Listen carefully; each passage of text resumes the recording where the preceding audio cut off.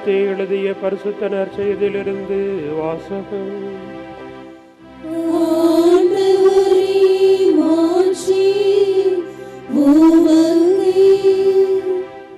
அதிகாரம் 15 வசனங்கள் 21 முதல் 28 முடியும்.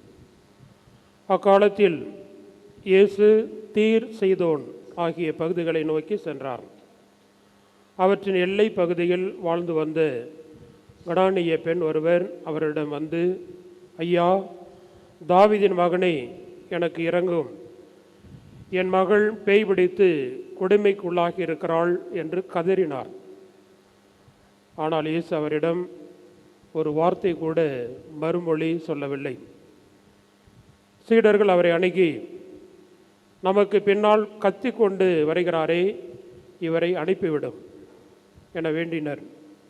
அவரோ மறுமொழியாக, இஸ்ராயேல் குலத்தாருள் காணாமல் போன ஆடுகளாக இருப்போரிடமே நான் அனுப்பப்பட்டேன் என்றார். ஆனால் அப்பெண் அவர் முன் வந்து பணிந்து, ஐயா, எனக்கு உதவி அருளும் என்றார். அவர் மறுமொழியாக, பிள்ளைகளுக்குரிய உணவை எடுத்து நாய்க்குட்டிகளுக்கு போடுவது முறையல்ல என்றார். உடனே அப்பெண், ஆம் ஐயா, ஆனாலும் தங்கள் உரிமையாளரின் மேசையிலிருந்து வரும் சிறு துண்டுகளை நாய்க்குட்டிகள் தின்னுமே என்றார்.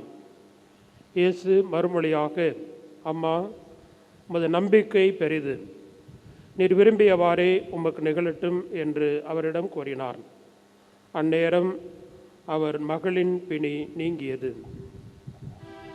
ஆண்டவரின் அருள்வாக்கு.